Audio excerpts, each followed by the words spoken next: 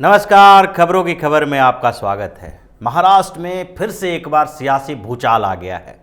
महाराष्ट्र में समीकरण अब फिर से बिगड़ता हुआ नजर आ रहा है, क्योंकि उद्धव ठाकरे का स्वाभिमान धीरे धीरे वापस आ रहा है। और जब स्वाभिमान वापस आएगा तो ऐसी स्थिति में एनसीपी और कांग्रेस के लिए उनको बर्दाश्त करना मुश्किल हो जाएगा। ऐसी संभावनाएं दिख रही है, क्योंकि उद्धव ठाकरे ने कुछ दिनों से जैसे फैसले लेने शुरू कर दिए हैं, उससे तो यही लगता है कि अब उन्होंने भी ठान ली है कि अगर सरकार गिरती है तो गिरने दो, लेकिन अब ये नहीं चलेगा। अब एनसीपी और कांग्रेस की चापलूसी का सीमा पार कर गया है। अब जिस तरह का दबाव ये लोग बनाते रहे हैं, उस तरह का दबाव अब खत्म किया जाना चाहिए, उसे अब बर्दाश्त नहीं किया जाएगा। पिछले कुछ दिनों से उद्धव ठाकरे थोड़े बदले बदले नजर आ रहे हैं।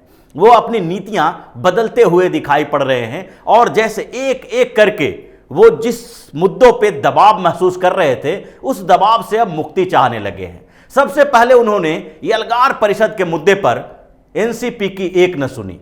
पहले से यह कहा जा रहा था कि यलगार परिषद में जो वामपंथियों के खिलाफ जो मुकदमे चले थे और उसकी जांच जो हो रही थी, वो महाराष्ट्र पुलिस को करनी चाहिए, और एनसीपी प्रमुख शरद पवार इसके लिए तैयार थे। उन्होंने बार बार उद्धव ठाकरे को बात कही कि अब आप इसको एनआईए को देने के बदले महाराष्ट्र पुलिस के हवाले कीजिए, इसके लिए एसआईटी का गठन होना चाहिए और महाराष्ट्र पुलिस ही इसकी जांच करे। इसके पीछे एक बड़ा मकसद था कि महाराष्ट्र पुलिस अगर इसकी जांच करेगी तो वहां सरकार एनसीपी, कांग्रेस और शिवसेना की है, और गृह मंत्रालय जो है वो एनसीपी के पास है।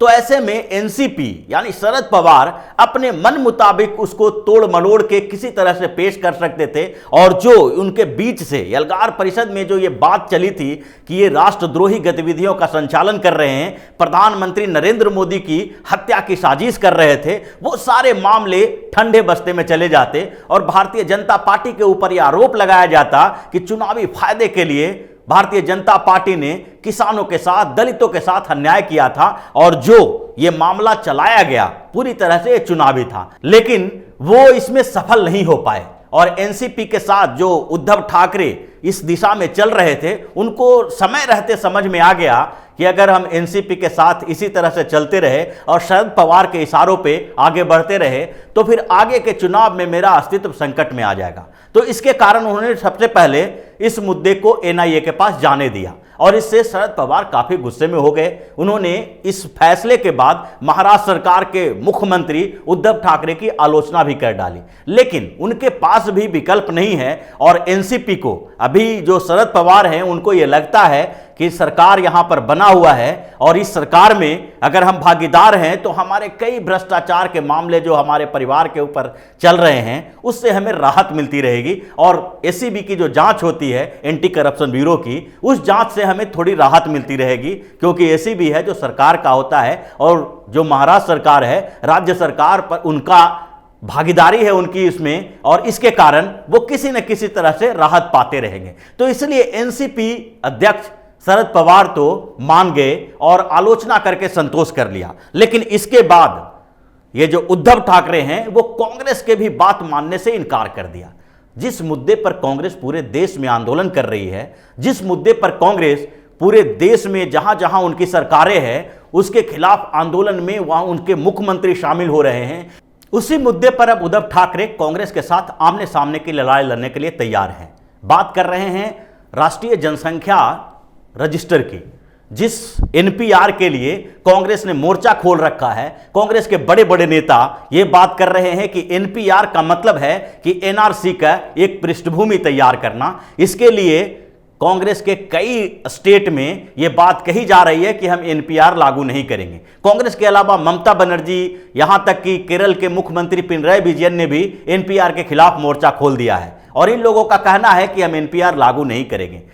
मध्य प्रदेश के पूर्व मुख्यमंत्री दिग्विजय सिंह ने हाल फिलहाल में एक सीएए के विरोध में जो प्रदर्शन चल रहा था, वहां पर जाके उन्होंने पूरे वक्तव्य दिया, जिसमें यही बात बार बार दोहराया कि एनपीआर जिस तरह से लागू किया जा रहा है, उसमें कांग्रेस शासित प्रदेश शामिल नहीं होगी, और हम किसी तरह से यहां पर एनपीआर को लागू नहीं होने देंगे। लेकिन उद्धव ठाकरे इस बात से नाराज थे।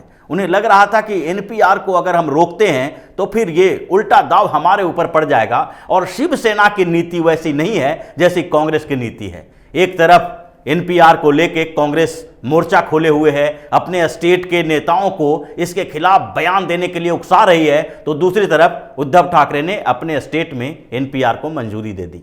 अब वहां पर इसका काम शुरू होगा, 1 मई से इसकी जनगणना का काम शुरू होने वाला है और यह चलता रहेगा। ये उद्धव ठाकरे ने इसकी मंजूरी दे दी है। अब इस बात को लेकर कांग्रेस में काफी नाराजगी है। कांग्रेस अब पूरी तरह से फंस गई है। अब एक तरफ कई राज्य में वो बार बार एनपीआर नहीं लागू करने की बात कह रही है, तो दूसरी तरफ जो इसी मुद्दे पे जहां पर वो सरकार चला रही है वहां के मुख्यमंत्री ने इसकी मंजूरी दे दी है। और इस मंजूरी में कहीं ना कहीं ये माना जाएगा कि कांग्रेस भी उसमें शामिल है, क्योंकि उद्धव ठाकरे के पास अकेले बहुमत तो है नहीं और कांग्रेस भी उस सरकार का एक अच्छा खासा भागीदार है। तो ऐसे में अगर उद्धव ठाकरे ने यह फैसला लिया है, एनपीआर को मंजूरी दी है, तो इसका मतलब है कि उसमें एनसीपी और कांग्रेस दोनों की मंजूरी शामिल है। अब एक बहुत बड़ा दोहरा व्यवहार दिखाई पड़ रहा है। एक तरफ सत्ता बचाने के लिए कांग्रेस उद्धव ठाकरे की बात मान रही है और दूसरी तरफ जिन राज्यों में कांग्रेस की सरकार है वहां के मुख्यमंत्री बार बार यह दावा कर रहे हैं कि न तो हम नागरिकता संशोधन कानून को लागू होने देंगे और न ही एनपीआर को लागू होने देंगे। उसके बाद की प्रक्रिया एनआरसी की है, क्योंकि ये लोग का मानना है कि एनआरसी की जो प्रक्रिया चालू होगी उसमें एनपीआर को बड़ा आधार बनाया जाएगा।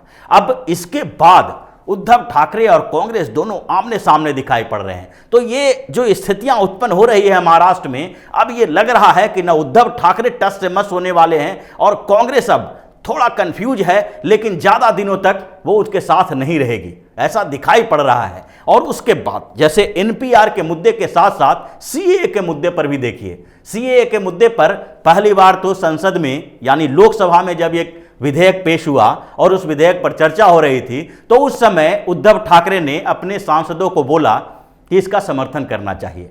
उस समय उन्होंने लोकसभा में समर्थन कर दिया, लेकिन जब यह विधेयक राज्यसभा में गया तो उस समय तक स्थितियां बदल गई थी। राहुल गांधी ने दबाव डाला, भरपूर दबाव डाला उद्धव ठाकरे के ऊपर। चूंकि उद्धव ठाकरे उस समय नए नए मुख्यमंत्री बने थे, तो उनको समझ में नहीं आ रहा था कि तत्काल हम इतने बड़े मुद्दे पर कांग्रेस के इस पूर्व अध्यक्ष को कैसे नाराज करें। उद्धव ठाकरे को नाराज करने की बात तो अलग है, लेकिन राहुल गांधी ने उद्धव ठाकरे के ऊपर प्रेशर बना दिया और उन्होंने उद्धव ठाकरे को परोक्ष रूप से यह बता दिया कि अगर आप सीएए के मुद्दे पर अलग राग अलापते हैं तो फिर हमारे साथ गठबंधन बनाना संभव नहीं है।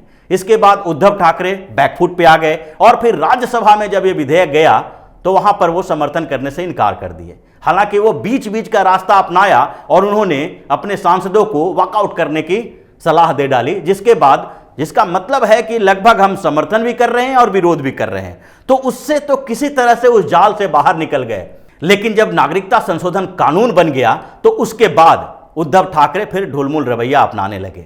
लेकिन धीरे धीरे उनको लगने लगा कि कांग्रेस के दबाव में आकर हम अपने ही कब्र खोद रहे हैं। और एक तरफ राज ठाकरे जो उद्धव ठाकरे के खिलाफ मोर्चा खोले हुए हैं, भारतीय जनता पार्टी के साथ नजदीकी संबंध बनाए हुए हैं, तो इन दोनों के गठजोड़ से भी वो डर रहे थे। और उसके बाद धीरे धीरे वो नागरिकता संशोधन कानून पर नरम रुख अपनाने लगे। पहले तो उन्होंने बोल दिया कि नागरिकता संशोधन कानून से कोई समस्या नहीं होनी चाहिए, क्योंकि इससे तो न नागरिकता छीनी जाती है और न ही किसी को दी जाती है यहाँ के लोगों को।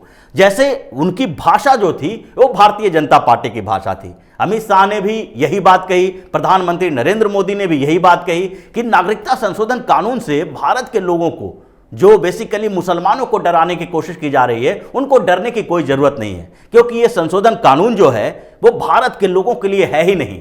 जो अफगानिस्तान, पाकिस्तान और बांग्लादेश से आए हुए शरणार्थी हैं उनके लिए कानून है। और यही भाषा उद्धव ठाकरे ने बोलना शुरू कर दिया। उसके बाद आगे के कदम में उन्होंने एनआरसी का विरोध करना जारी रखा, लेकिन एनआरसी पर भी वो धीरे धीरे घिर गए, क्योंकि जिस तरह से राज ठाकरे ने एनआरसी के खिलाफ मुहिम चलाया और बांग्लादेश के घुसपैठियों को बाहर निकालने के लिए एक मोर्चा खोल दिया, उन्होंने अपने कार्यकर्ताओं को खुला छूट दे दी और उसके बाद वो धीरे धीरे ये बात करने लगे और बड़े आंदोलन की तैयारी करने लगे कि बांग्लादेशी घुसपैठियों को हम यहां से बाहर निकालेंगे, अगर सरकार हमें सहयोग नहीं देती है तो हम अपने तरीके से इन लोगों को बाहर निकालने का काम करेंगे। उसके बाद उद्धव ठाकरे फिर से पीछे हटते हुए दिखाई पड़े और उन्होंने घुसपैठियों की बात पर बिल्कुल ही चुप्पी साध ली। वो ये नहीं कहना चाहते थे कि हम घुसपैठियों को महाराष्ट्र में रहने दे सकते हैं। तो एनआरसी, एनपीआर और सीएए तीनों मुद्दों पर अब धीरे धीरे उद्धव ठाकरे खुल के बाहर आने लगे हैं।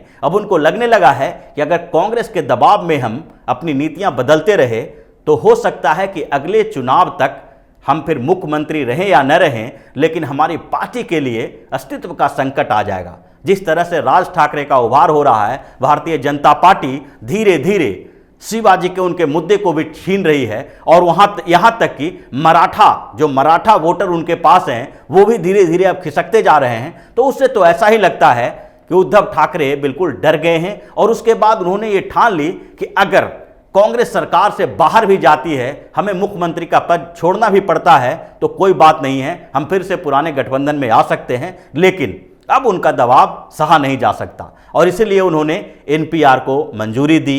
एल्गार परिषद के मामले में उन्होंने एनआईए को सौंपे जाने के मामले को उन्होंने मंजूरी दे दी और इससे एनसीपी और कांग्रेस दोनों खेमे में खलबली मची हुई है। अब जब ये सवाल उठना शुरू हुआ है तो उसके बाद कांग्रेस भी अब धीरे धीरे उद्धव ठाकरे के ऊपर दबाव डालना शुरू करेगी और फिर एक बार फिर से महाराष्ट्र में एक राजनीतिक घमासान शुरू हो जाएगा और फिर देखना होगा कि उद्धव ठाकरे अपने अभी के स्टैंड पर कायम रहते हैं या फिर कुछ दिन पहले जिस तरह से वो बार बार माफी मांगने की स्थिति में आ जाते थे उसी मोड में आ जाते हैं। तो अभी कुछ दिन इंतजार करना पड़ेगा, लेकिन बिगुल बच गया है और ये फूंका जा चुका है कि महाराष्ट्र में अब सत्ता ज्यादा दिनों तक स्थिर नहीं रहेगी, धीरे धीरे इसकी स्थितियां बदलने वाली हैं।